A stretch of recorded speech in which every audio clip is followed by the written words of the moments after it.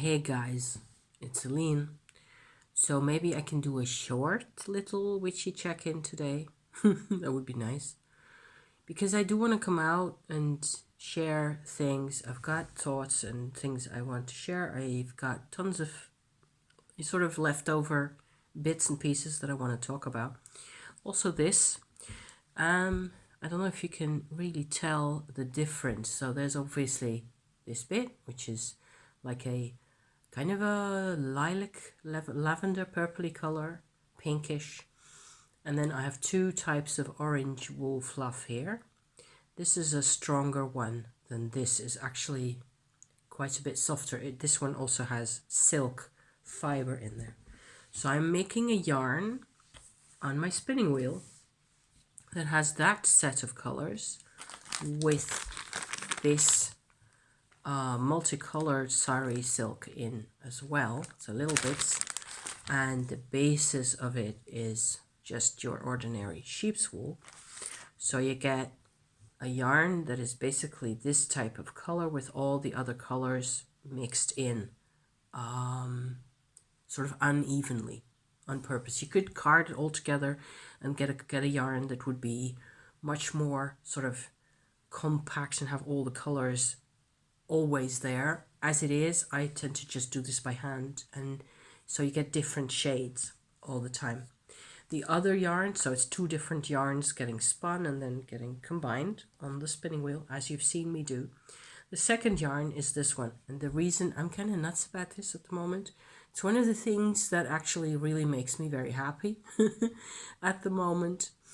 Other than being on the recovering end of just a bad nose cold, really, as you can probably tell, right? I have this orange is the orange that is in the middle here. It's the same one. And it's kind of funny how there's a red over there. So the red actually is darker in real life than it shows on your screen here. Compared to the orange, it tends to be a bit more the samey in terms of light strength or something like that. This is cooler, but it does have the orange, and this one is kind of funny with the red and the green in as well, and they both have the sari silk mix in there. They both have this as well, and I just did a small bit where I had some left, and I combined the two yarns just to have a look at what it actually looks like when you have the yarn finished. And that is now washed, and it is hanging to dry. And as it's wet, I can't really show it to you because to really and I'm probably one of like a dozen or so people on this planet who gets all excited because it's like an interesting, somehow this type of, there's color combinations, there's specific shades of color, of lots of different colors. There's one particular shade that makes me extraordinarily, like, stupid happy for no reason that I can explain. And then there's color combinations of these kinds that just give me the happies, and I have no idea why that is. And there's particular specific types of, like, for example, a jade green, rather brightish, rather happy kind of jade soft green, and this kind of red, this kind of sort of a berry cherry red kind of that combination, I don't know, it just gives me joy in my life. So things that give us joy are not to be sneezed at these days, which is what I tend to do quite a few times a day at the moment, sneezing, that is. It's been a week where, first of all, husband was home the whole time. So it's kind of funny, really. We get in each other's way. And of course, I'm used to having the whole house to myself. And sometimes it gets quite lonely and like pointless to be by yourself and to have to invent what it is that you're going to do with your life. Do not have outside, work anymore. I don't even have a volunteer job anymore. And I've been so far out of the loop, what with the pandemic and everything else, that all I can do that makes any sense socially, other than visit people occasionally, which I do still, is my YouTube and my Facebook and things like that. So, and keep reading books, keep planning things, keep investigating things that are of interest to me. Like, for example, we're going to Ireland in the summer. Yay us, because it's going to be super exciting. It's a bit of a different holiday trip that we're planning. It's going to be a huge boat trip, just for us getting, first of all, we're going to, have a car rented and all that. That's all settled and booked.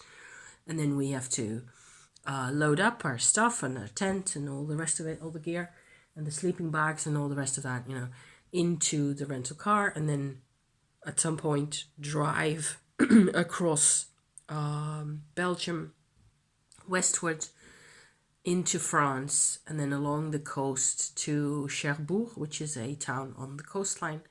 And there you can take the big boat, Stena Line's boat, to Rosslare in Ireland directly without. So for us, because we are in the Netherlands, it's like you have to decide whether you want to go by airplane, ignoring all of the UK, in that way, or the other option is to do a rental with a car, because then you of course can have your camping gear with you, and then you have to cross all of the UK and or Wales or some in one way or another, and that takes off a number of days off of your Ireland trip that you're planning and so on. So it took us a bit of back and forthing.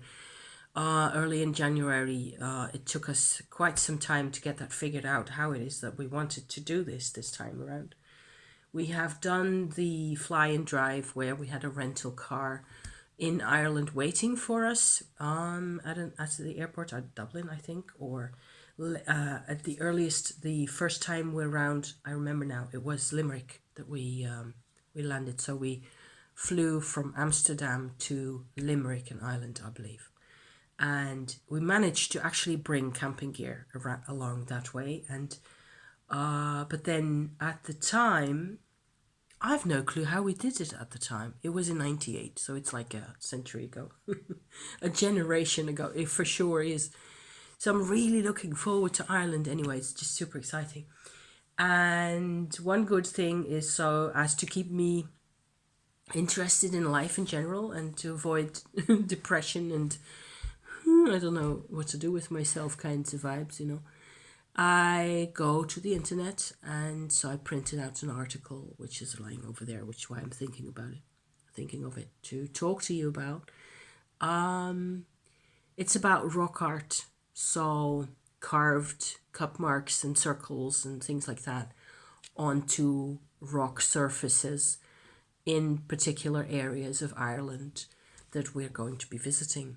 And it's not sure that we will actually be visiting this particular group of rock art locations, but there will be some of those, certainly. So we're going to do stone circles, which is a prehistoric type of monument that I'm extremely fond of, for no reason I can really explain.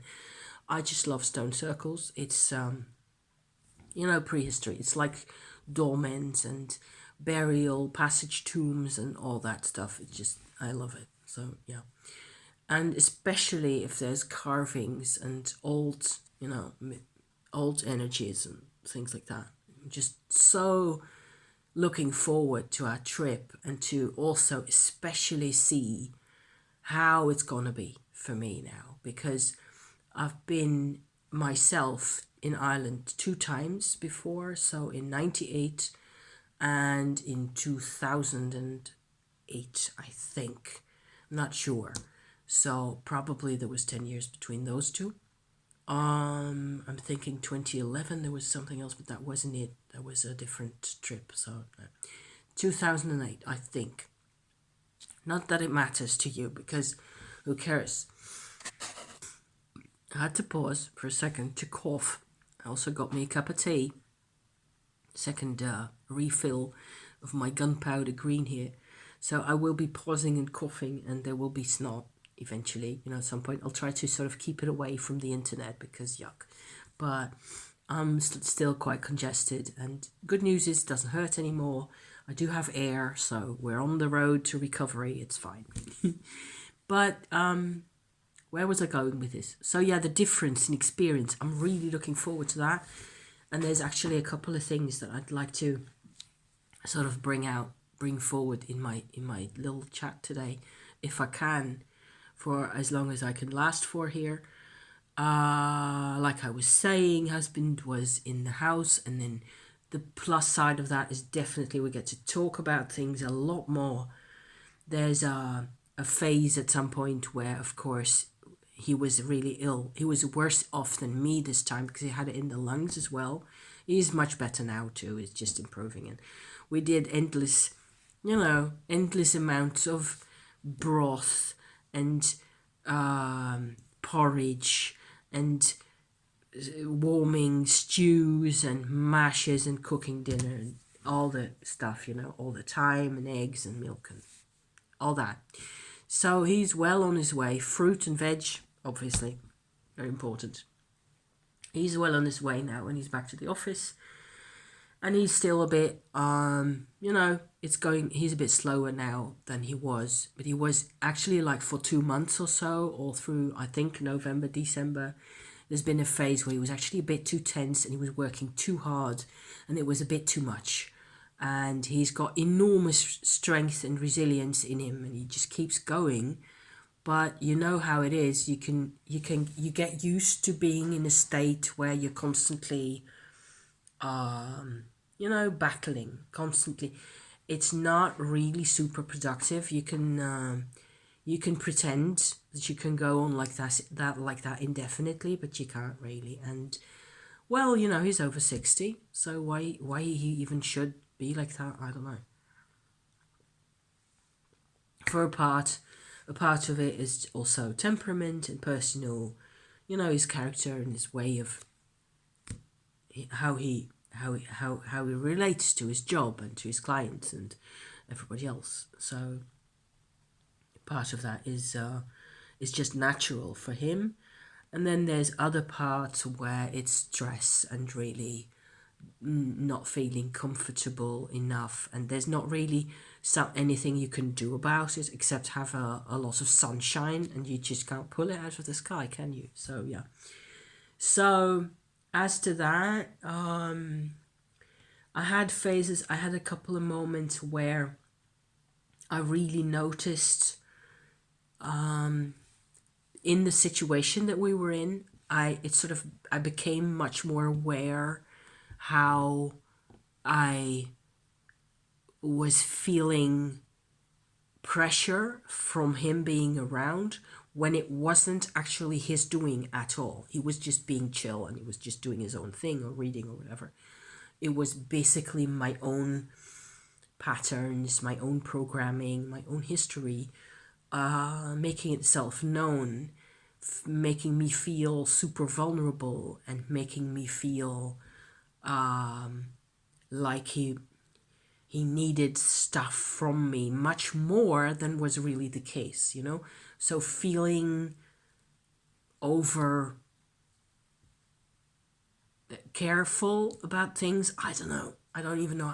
It's difficult to find words for this at the moment, and I'm actually kind of still too knackered to go and hunt for the words now, but feeling vulnerable, yes. And when he wasn't at all, like being in my space purposefully or trying to make me be things or like trying to make me interact with him the whole time or any of it. And he does have a need for my presence, and I respect that, and I have a need for his presence as well, so that's normal. There's a mutual we're very much connected and tied and woven together as personalities, so there's that, and that's not a problem. But I noticed that I was doing Tumo because, if you're new here, hi and welcome. This is just my life here that I'm putting online for no reason at all. I do Tumo, which is my form of this Tibetan Kundalini yoga practice, with body heat and stuff like that, which tends to be absolutely glorious, and you can do a gazillion things with it. There's still surprises in the whole Tumo for me, because last week I had this moment where I was suddenly in a whole new state. There was like this sort of a development in the energy, where from the type of energy that I worked with inside of my body for quite a while, all of a sudden it just sort of bloomed open, and it was like my whole aura field, so outside of my body, was suddenly in the Tumo much more than before, and you could feel it. I could especially feel it around my back, like there was heat on my back, like the sun was shining on my back. It was really different and strange. And then the day after that, or the night after that, this tends to happen in the middle of the night somewhere. These kinds of things when I'm awake, either late at night or in the middle of the night somewhere. I do sleep, a lot, much more than actual Tibetan Tumo practitioners tend to do, apparently. For me, it's, I don't know, I can get into the whole past lives dimension, but I don't think you need that from me right now. The aura thing was that I noticed, probably because of the Tumo, because that is one thing I want to also say here, which I will be repeating again more and more as we go into more, Tumo details in the coming videos, hopefully, in the near future, is that when you actually start doing what I am doing, if you feel so called to do this, I want you to be very clear on one thing, is that if you have health issues, physical health issues in particular, they will assert themselves very clearly as soon as you get a proper Kundalini yoga practice going, and you can feel it, and you notice that something's actually feeling very different for you. I can promise you, if you have lung issues, allergies, headaches, whatever, they will come out screaming. Okay? The demons will come out screaming, because it's like the energy inside you. The energy has always been there, but it's been much more controlled. As long as we don't do any Kundalini yoga or any Tumo or anything of the nature, the energies are suppressed, and they are only available to the body to the extent that that the body sort of does that on automatic pilot, if that makes sense. So the body, this thing here, has a connection to your Shakti energy, what I always tend to refer to as your Shakti energy, on automatic pilot. It has its own subconscious for us, people living inside this body. We don't have to be aware of any of it. There's like a constant supply of Shakti energy anyway that gets fueled into our systems to some extent. And there's a set way for that to work, for this kind of interaction between the Shakti and the body. And as long as that is the case, we all have certain physical pluses and minuses, good points and bad points, points that hurt for some reason or other. There's always things. So what I want you to, at this particular point here, if you're here, what I want you to realize, if you are interested in my Tumo talk, and you want to sort of draw this into yourself, be very aware of what it is that your body is always telling you anyway. If you're a headache person, if you're an allergy person, if you're a person with constant back pains, there's loads of us, okay? I have all three of these. I have not so much the allergies, but the other two for sure. My headaches have gone way down since doing proper Tumo the way I have done it for 3 years now. So the first year of actually doing the Tumo on this level, all of those reports are on my channel if you want to see about that, what I say about that in those times. The headaches have gone way down. I still have headaches nowadays, but it's way different, and it's less dramatic and easier to handle. But what I did get into trouble with, and this is what I'm trying to sort of say here, as you go into this practice, in like within a couple of weeks of doing the real practice, the ailment or ailments that we carry around with us in our body for an X number of how many years you've been walking around the planet, the ailment is going to assert itself. Like I had with my tonsils at the time in 2020 when I started on this whole thing. And it was nasty, it was bad. So I would very strongly advise anybody who's tempted into this kind of, witch fire kind of a talk, because that is what it is. It's totally awesome and it's totally worth it, and it will help you eventually, but it's better to be prepared, okay? So in inventory for yourself, I would have benefited myself if I'd known this before starting on my Tumo. As it was, I got completely in a one-way street, in a cul-de-sac with my tonsils. It was a nightmare, and I had to basically Google my way out of things, and turned out that, and all that is also on my channel, but I wasn't prepared. I didn't know that this was coming for me.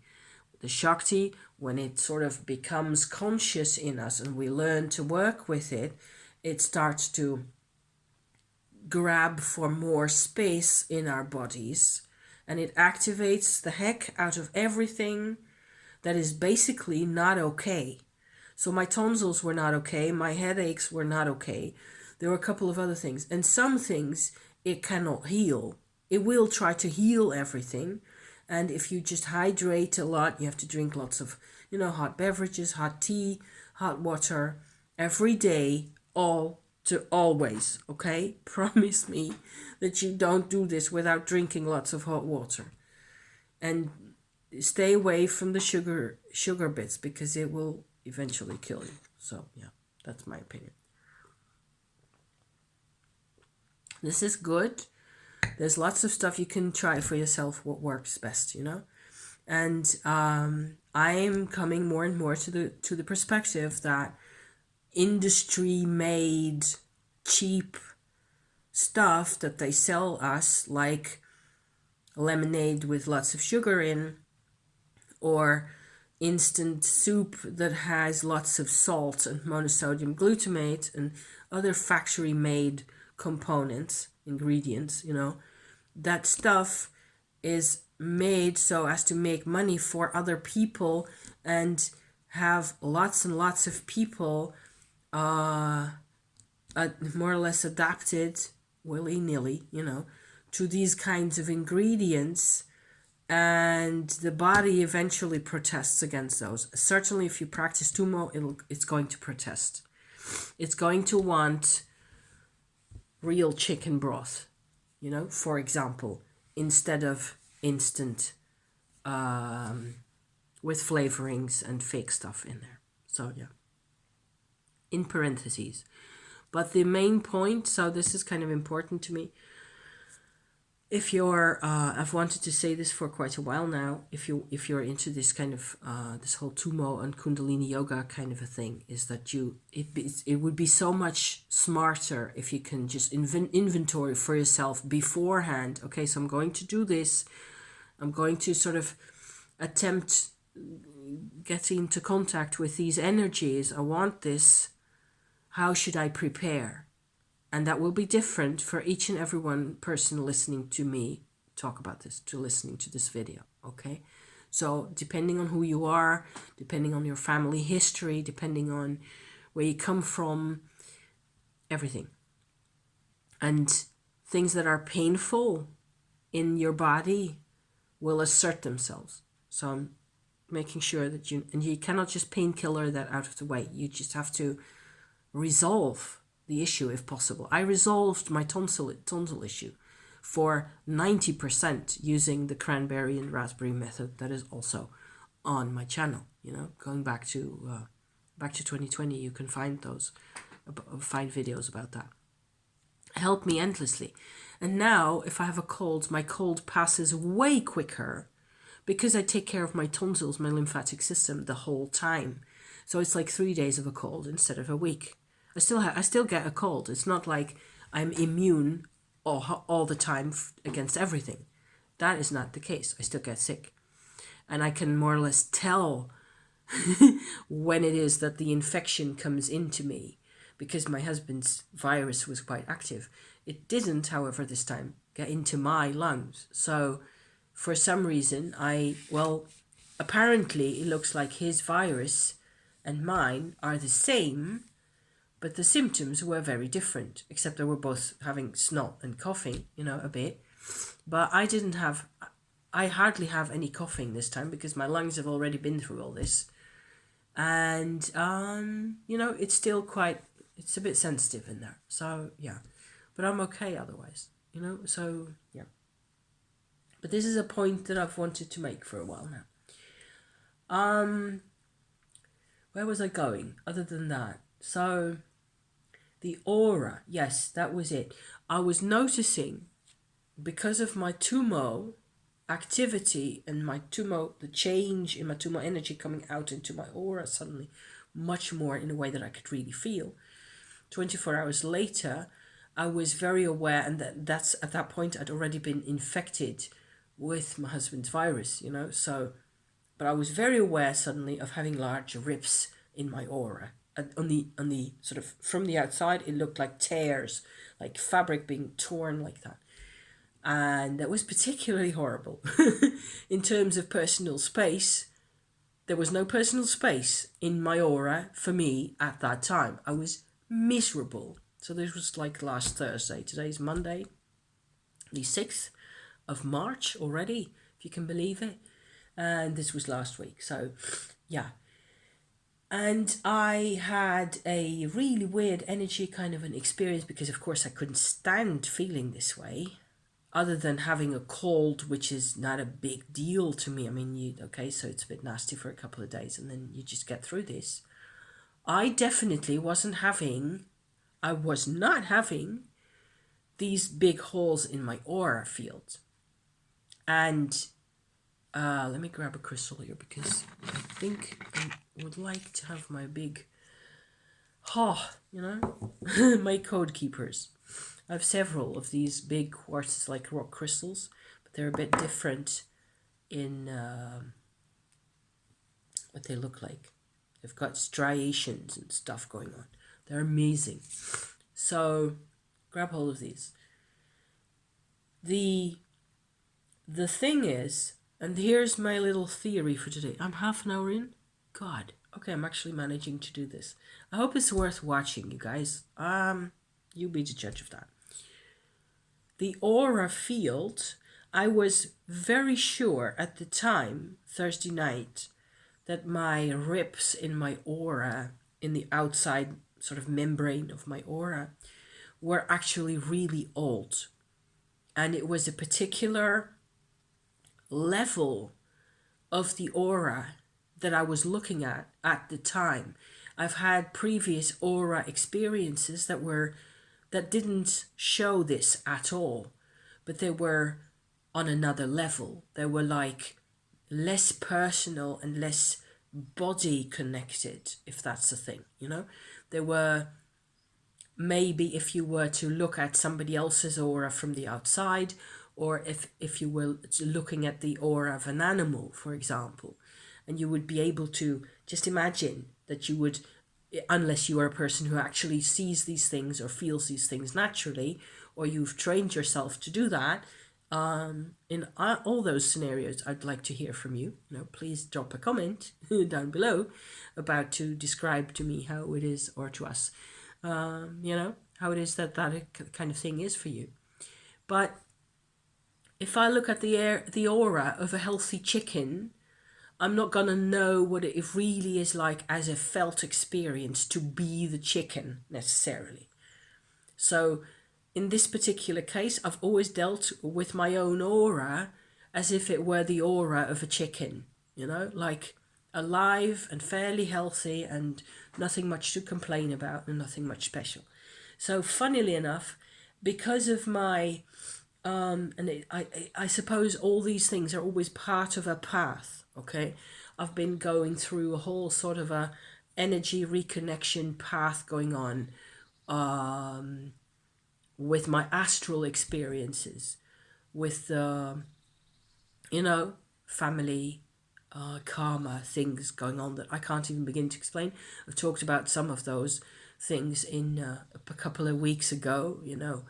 So I suppose it's all connected to each and everything, and that's why I'm supposing that the rips in the aura that I could see at the time, that they were probably older. They weren't the holes in the aura at that time in my aura field weren't the cause of that wasn't being infected by the flu from my husband, right?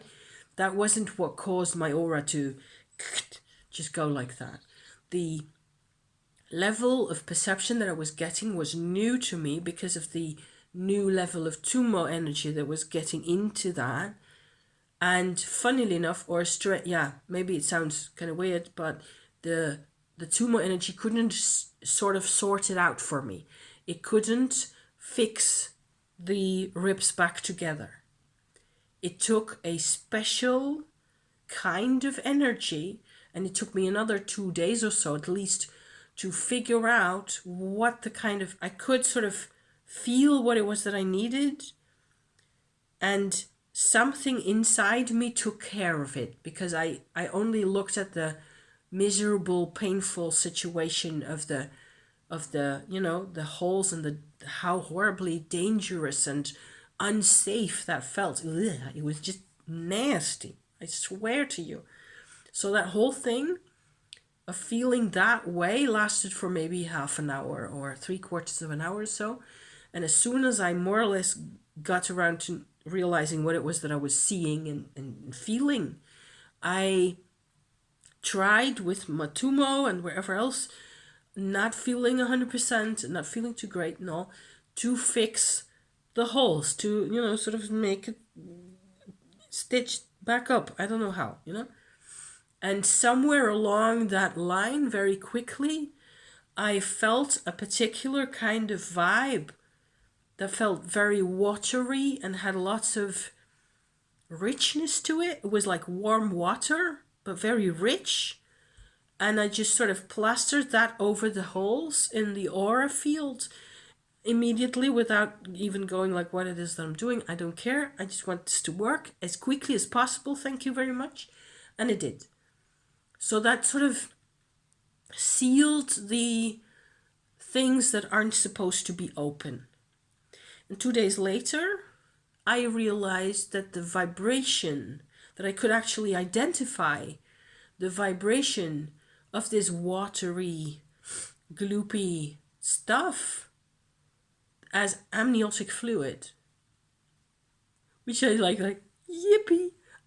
I have never been pregnant, but I have been the child of a mother who was pregnant, and for 9 months I swam around inside amniotic fluid, just like everybody else. So we know what it feels like. I can almost taste it, if that doesn't freak you out. I'm very safe on this end, not having had to have children myself and not having to go through all the travails of pregnancy and childbirth, and just, menstruation and menopause has been quite enough, thank you very much for me. But I could identify it, and it took a second for me to figure out what it was. But that is the super protective, watery, sort of slightly salty energy. And it was right there, and I could just access it and just bloop, go there. So as a result of this whole process then, I thought to myself, wouldn't it be cool if the aura as we feel it, at least at this level, this sort of a visceral kind of experience level, this aura is actually like a visceral memory, so a body memory of being in our mother's wombs. Okay, so the edge of the aura is kind of the edge of the womb, or the edge of the lining of the womb, or something like that. And of course, the lining of the womb and the amniotic fluid and the lining of the womb and all that, all there's 100 gazillion cells in that, and they're all in layers. So in our experience of the aura at this level, I've certainly noticed also in the past when I was still looking at it like it was the aura of a chicken, you know, which I think is just kind of funny and cute. The aura has layers. It has membranes over the outside, several of those, and you can do interesting energy things with whatever other than what I've just described here. Also with white light, you can do interesting things with, going on the outside of everything, because there can be attachments. It can be super useful to use white light, impersonal, divine source, white light, however you want to call that, archangel light or archangel Michael, for example. It's just you do you, in that. Around the outside of somebody else's aura or your own. You can also do your own from the outside. Don't ask me how that works. It is very multidimensional. I think it's just really funny. That kind of thing. Oh, it's raining. And it's supposed to go snow later on because it's yucky cold outside. It's not freezing, but nearly, and it comes straight from the North Pole here, this what we're having at this moment. So, yay, springtime. So yeah. But you can also do white light things like in between membranes. Somehow, don't ask me how you get in without having holes. That is also a weird subject right there. It's all very multidimensional and very fun to experience and to experiment with also. And you could, for example, imagine that you have a crystal that you're really fond of, that you love your, I don't know, your amethyst, for example, or your opal, or maybe opal would be a good idea. I don't know. Tiger's eye is something that comes to mind, and you could just imagine really strongly this vibration, what it feels like to you, and you're just like 100% mates with this, maybe an individual crystal or just the type of stone in general, and you can just imagine inserting that vibration in between the membranes of the in between the outer and the inner membrane of your aura, and how you would feel with that. And I don't think you should really overdo that kind of thing, but it'd be fun to experiment with. So yeah. So I had this amniotic fluid thing come up, and that just sort of solved my aura issue at the time. Made me feel a whole lot better. I went to sleep, and it took me a couple of days, as I said, to figure out what it was that I'd been doing, really, because it's only after the fact that I can go like, oh, hang on, that's what this was about. I've also really enjoyed working with my poplar balsam.